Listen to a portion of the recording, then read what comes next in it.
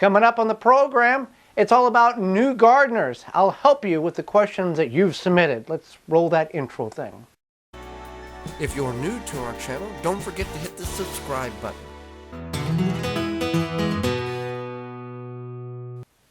Welcome to the Wisconsin Vegetable Gardener. I'm Joey Baird. Today it's all about new gardeners or wannabe gardeners who are kind of uncertain of the direction in which you should go. So I'm gonna help you out here. So first thing first, we've got a bunch of questions that have been submitted to us that I'm going to address, and it relates to container gardening, raised bed gardening, composting, and a variety of other things. But first, we want to look at, let's say you are a homeowner or you're a renter and you are able to have a garden on the property. How do you set a garden up? Where do you put it? Well, let's take a look here. So in this scenario, the boxes represent property lines. Now, true enough, not all properties are square, but this is just a general understanding. The square boxes that have the H, that's your house. The green boxes are the garden, and these red circles are the sun and how it goes over the property. So let's look at the top one here. Your house is in the center. The sun is going over the property from left to right. So at some point of the day, part of this garden here is shaded, which is not a terrible thing if you're going to identify this as, number one, how much shade are you getting on there? Are you getting 2 hours of shade? Are you getting 6 hours of shade? That determines what you're going to plant. If it's a lot of shade, then you want some shade-tolerable plants. Cabbage, green beans, leaf lettuce, radishes, those type of things. Even kale, Swiss chard will do well. And there's a variety, there's over 40 different partial shade tolerable plants in which you could put in that area. If you got no trees, now that's another thing you got to keep in mind. If the house is not shading it, what if you have a tree here or a tree here that's shading part of the property? So you want to keep that in mind too. If you've got full sun in these other areas, then you can grow anything. It doesn't make a difference. Let's look at this other scenario to where your garden is in the back corner, your house is in the front, and the sun goes top to bottom on the property. Well, if you have a neighbor's tree here that's cascading a shade there, that's going to be a problem. You may want to, if you can, move the garden up further here or put it over here to get away from that shade so you can have full sun as much as possible. House is really not the problem here, cascading the shade. It's what is on the adjacent properties there that are causing the shade to the garden. Bottom scenario here, sun's going from top left to bottom right. This here I've got three different garden scenarios. Similar to the situation here where we have the garden in the back corner. If you have no shade here, you're good to go. And then also, now if this is morning sun, the afternoon sun is going to shade this garden completely. So you probably want to avoid that scenario altogether because you want sun on your garden. You want as much sun as possible. Again, if you have partial sun, 4 to 6 hours of partial sun on an 8 to 12 hour day, tolerable, it's doable, prefer full sun. On this situation here, again, the house is going to shade part of this garden. House is going to shade part of this garden. So you just want to be aware of how the sun is going to shade it, how much it's going to shade it. In our big garden, we have a big maple tree that shades the majority of the garden for about 2-3 hours in the day. Now that tree comes over and a lot of sunlight can filter in under the tree in the morning and in the evening. So it's not completely shaded 100% like it would be underneath a pine tree type of shade scenario. Last situation here, you got your house in the back. If you are able and legal by municipality or homeowners association, wherever you live, your township, to have a garden in the front yard, not a bad situation to have. Here, the sun's coming from upper right to lower left. If there's no trees here, this is the best scenario of all because you're getting full sun on that garden all the time, as well as the front yard garden. Now, if you've got a big tree here or a tree here, again, you got the partial shade situation going on. But there are some scenarios in which if you're going to put an in-ground garden in or raised beds, there's things you want to be aware of, and besides just going, that looks like a good spot, let's dig there. Another thing you want to be aware of is if you're going to put an in-ground garden in, you're going to dig the soil. What I would suggest is taking and marking it off. You're doing in-ground garden. We'll talk about how to know if your soil is good or not in a moment. But just taking a shovel depth and just flipping the sod over and then planting in that. That's typically going to be good for at least the first year, 2 years. Then you can come back and min it with compost and other materials, organic materials in the fall like leaves. But to get you going right away, that's the best scenario. 4x4 or 4x8, a 4x4 or 4x8 spot, flip it over. But before you do that, you need to call Digger's Hotline. Whatever Digger's Hotline is equating to your particular state or country or municipality or whatever the case is, they'll come out and mark the underground utilities. Here in the United States, it's totally free if you're going to do ground gardening.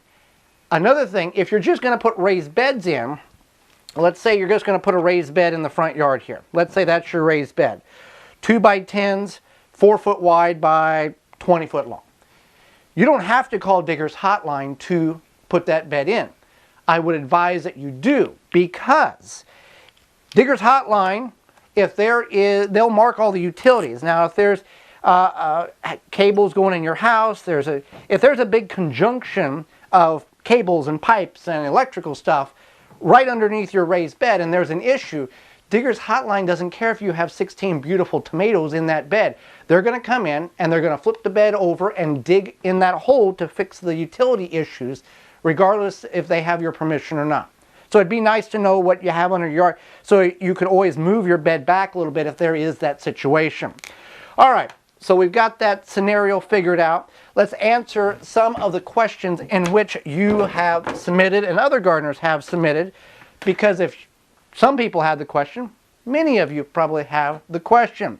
So the first question is, how do I decide how much to plant? Well, it obviously depends on how much space you have available. There are great charts online that will give you how much per person, per family for the year that you would need to plant. If you remember back to the Victory Garden, back during the World War II era, there's a lot of great charts that's available online that will give you, you plant this row for this many plants, this many times over the course of the summer. So it really depends on a lot of factors. Also depends on what you like. If you like tomatoes more than you like okra, or you don't like okra, don't plant okra, plant extra tomatoes, or whatever the situation is.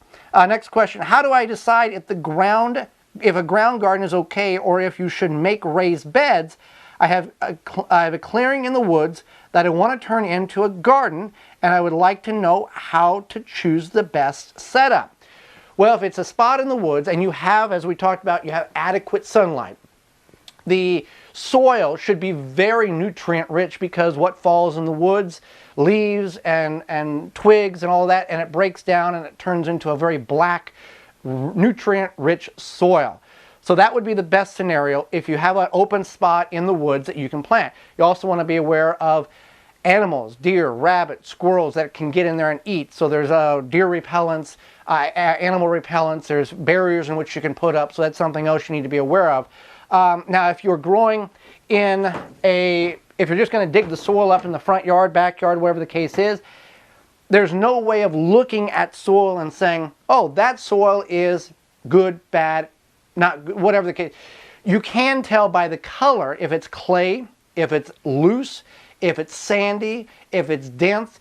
That gives you an indication, but without getting an actual soil test that says this is how much you have of nitrogen, phosphorus, potassium, copper, zinc, micronutrients, it's unknown. A real quick visual may be if you have plants growing in that area and they look very happy and healthy. Okay, you've got a good start, but you want to be able to know for sure as a soil test. Next question, what is the best plants for beginners? Bush beans or pole beans are very easy to grow. I would recommend pole beans, one, because you can get about 8 pole beans in 1 square foot and you can grow them vertically. They will take 70 days to reach a mature state and start bearing beans, but they will grow all the way until frost kills them or you kill them. Bush beans, on the other hand, will take 40 to 60 days to reach maturity, produce beans, but they only produce for about 2 to 3 weeks. That's an easy one. Zucchini is really easy, but you do have to fight with a squash vine borer based on your situation. Swiss chard, kale, cabbages, leeks are all very easy plants to grow. And if you don't have the opportunity or the time to start the seeds indoors, don't worry about it. Go to your local independent garden center or the big box store and buy them. Perfectly fine. There's nothing wrong with that. It gets you a good jump start. You don't have to worry about grow lights or seed starting. And based on what you're growing, like bush beans and pole beans, direct sow them. Zucchini you can direct sow them. Leeks you would want to get as a start. Swiss chard you can get as a start, or you can direct sow spinach, those type of things. So hopefully that helps you out. A few things I wish I knew more about. I got started were understanding the basics about the soil, mulching in a vegetable garden, and how to compost. Well, we talked about the soil. Mulching is an incredible, important portion of this whole gardening thing.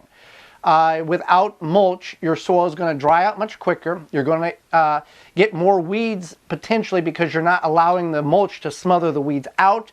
The biggest key is just holding moisture in and actually keeping the soil from getting weathered by the sun, the wind, winter, summer. If you leave soil bare, it becomes very weathered and can wash away as well. So cover that with a chemical-free, seed-free grass clipping.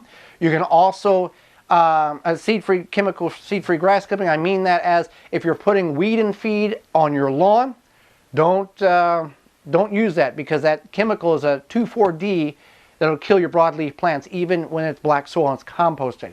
Shredded leaves or whole leaves. If you got big matted leaves like oak leaves, you want to shred them. Straw works very well to put a barrier between the plants and the soil. One, to prevent splash up, because a lot of your plants can get diseases from the soil splashing up on the leaves, but two, also holding that moisture in. And composting. Composting can be people make composting be very difficult when it really is very simple. There's cold composting, which means you just throw a bunch of stuff on a pile, let it sit for a couple of years, it'll break down. Hot composting is where you try to get as equal browns to greens, and there's other different ratios that people will mention, but I'll say 50% brown, which is dead material, shredded paper, cardboard, leaves, dead plant debris that's not got any green in it, and then 50% of green material, that's kitchen scraps, green grass that's chemical free, coffee grounds. You get that to heat up, that kills the germination of the seeds that are in there. You can use that as well. We have a compost pile that's made out of pallets. You can also get fancier ones that are the tumblers. It really depends on how simple or how elaborate you want that compost pile to be. Next question. I have raised beds and I have left them abandoned for a few years. They've been overrun with weeds. What do I need to do to amend the soil to get the beds back in good condition for vegetables and tomatoes? Number one, you want to go in there and remove the weeds, roots and all. Do not just go in there and yank the plants out. Get a garden fork or a garden trowel, because you probably got still loose soil in there, and pull as many of the weeds and roots out as possible, because if you don't get the roots, they will repropagate and you'll have more weeds coming up from the cuttings that are left in the soil from those weeds.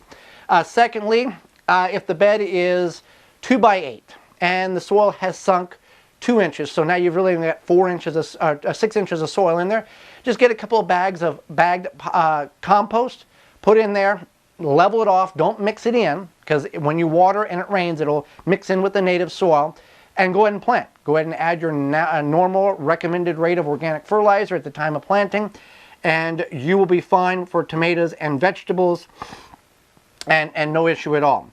I have some garden experience, but this year I plan to do container gardening for tomatoes, peas, and peppers, bells, and jalapenos. I need more information on container gardening. Container gardening is a very popular way in which you can grow a garden. Now, we recommend grow bags because, one, they're a sponsor of our radio show, but two, they're a sponsor of a radio show because we believe in their product. Got a couple of examples here. This is a 15-gallon grow bag. Now you could get three potatoes in here. I would put 2 peppers. I would put 3 peppers in here. 1 tomato would be sufficient. Tomatoes are a heavy feeder. They take a lot of space, root zone, but you can squeeze a tomato in. This is a 15-gallon grow bag. This here is a 7-gallon grow bag. This would be about the smallest I would recommend, or a 5-gallon bucket. The advantage to a grow bag is this is a heat-tempered material that actually keeps the roots cooler during the hottest portions of the summer.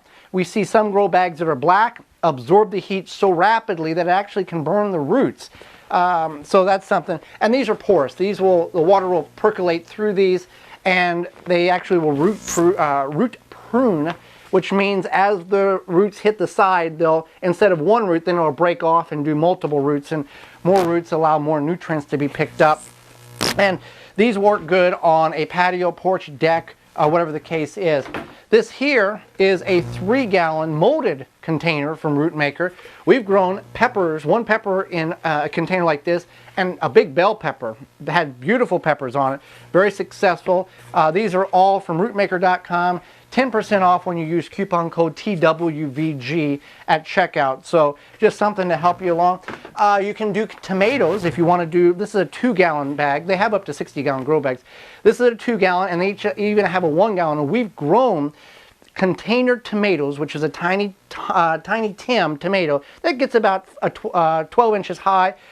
Unbelievable producer in a 1-gallon on the porch, and it did phenomenal. So you can grow a lot in a little space. So container garden, if you don't want to use a grow bag situation, be sure you have holes in the base of it. If you do a 5-gallon bucket or any type of container, you can grow anything in a container as long as the size is adequate. If you do a 5-gallon bucket or a container that currently does not have drainage holes in it, don't just hammer a bunch of holes in the bottom. That does work, but the better thing is to go up 1 inch on the side of your 5-gallon bucket or your container and put about 4 or 5 holes around.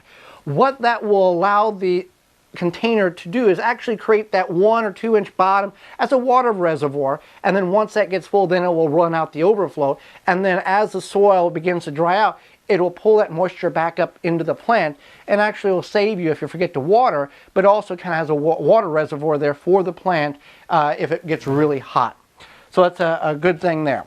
Next one here is, can I regrow my celery, my green onions, and regular onions if I place them in a basin of water? How long do I leave them in the water before switching to dirt? I've tried this, doing it with green onions so many times, and it just turns into slime and gross mess. A couple of things you want to be aware of. Yes, you can regrow cuttings of celery, of lettuce, of onions in a little basin of water. What I would recommend is making sure that the water, if it is of a city municipality, that you let it air out for a day, because that chlorine might be messing with it since there's no soil that you're putting it in that may have a buffering capacity. So whenever it may be, you know, once you see the item begin to develop roots, then I would transfer it over to the soil mix and not let it set in that stagnant water for too long. That may be what's causing some issues as well. Also, when you do that, you may want to take it out of direct sunlight and put it into indirect sunlight, so you can avoid some of the sliminess that would be occurred from algae and the sun directly hitting that water and doing that. So try that. Also, there are some good books that are available on regrowing kitchen scraps, essentially is what you're trying to do there. Next question. I am in an apartment. I do love any info on container gardening and growing food. Well, we've covered that with the grow bags. And the only thing you want to be aware of if you're growing on a patio, porch, deck, balcony is the weight. A 15-gallon grow bag can get quite heavy once you've hydrated it. As well as if you're on a balcony, water will percolate down and go on the neighbors down below. So what you can do is you can get those toboggans or sleds that have the walls. You can actually put your containers in those and then whatever excess water lays in that tub, which you would want to make sure it's not much, it would wick back up into that grow bag or that container. So you can keep that in mind. If you can have a couple of those, or some type of tray in which you can set your grow bag or bucket in to keep that water from percolating or dripping on the downstairs balcony. Asparagus. I've heard that asparagus can take up to 2 years before I can get edible sprouts. Any information on that? If you can start asparagus from seed, that can take up to 3 years from seed. You can go to your independent garden center, you can go online and buy what is called asparagus crowns. Looks like a giant spider. If you buy the 2-year crown and you plant it in the spring of the current year, the following year you will be able to harvest some, and then by the second year after that you'll be able to harvest anything that produces. So I would recommend going, it's just a slight more expense to get the 2-year crown versus the 1-year crown, because you're going to get the asparagus much longer. Again, that's a perennial, which means it's going to sit there for a long time. I know people who have asparagus beds that are over 50 years old, so there's some maintenance you need to do between years, but 2-year crown would be the ideal situation. We talked about more containers, talked about compost. Hardest thing I struggle with is how much stock to be put in on the instructions on seed planting spacing, including planting seeds, when to thin, that type of thing. So if the back of the package says plant 1 every 12 inches, plant like let's say a cabbage plant 1 every 12 inches, that's pretty close to what you want to do. There's been a lot of studies, and these seed companies want you to be successful. You can intensive plant, which means if the container says, let's say the cabbage says plant every 12 inches, back that off to about every 10 inches. Now, on a 20-foot row, you can get a few more cabbages in that row. So you can knock it back a little bit. Now on beans, it's 9 per square foot. That's pretty much all you're going to get out of it. If the beans, and this is not the accurate, but if the beans say plant 1 every 6 inches, back it off and go 1 every 4.5 or 5 inches. You can get a few more plants. That extra little bit is not going to be detrimental to the plant, because you're going to pack a little bit more in the row. So follow the recommendations, and if you need to thin, then go ahead and thin the plants. Overplant, and with okra I do this. If you're supposed to plant 1 every 12 inches, I plant 3 every foot, and then I can thin out ones that I don't want, or I can make sure that they all come up. So there's some good information online about thinning plants out. A lot of times, don't just pull the plant out, because you can disrupt the root system of adjacent plants. Go in there and get a good pair of snips or scissors and just cut that plant off, like if you're thinning carrots or beet clusters, that type of thing. Just don't yank it out, because you'll disrupt everything else. What is the best soil for raised beds? If you put a raised bed in the garden, you just don't want to take soil that you dug out of a hole and dump in your raised bed. You could do that for the bottom inch or 2 if you've got a 10-inch bed, so now you've got 8 inches. You want good compost. If you're not making good compost that has been heated to where it will kill the seeds germination, you do not want to put okay compost in a raised bed, because the seeds germination may not have killed off, so you're going to have a lot of weeds coming up in that raised bed. It's very much worth the investment. And again, this is an investment to find a reputable independent garden center that has compost or a raised bed mix, and have them bring it out to you, or you go pick it up, because you're going to start with good soil. You know it's a good mix. It's porous enough but holds enough moisture in it, and it's going to be good for your raised bed.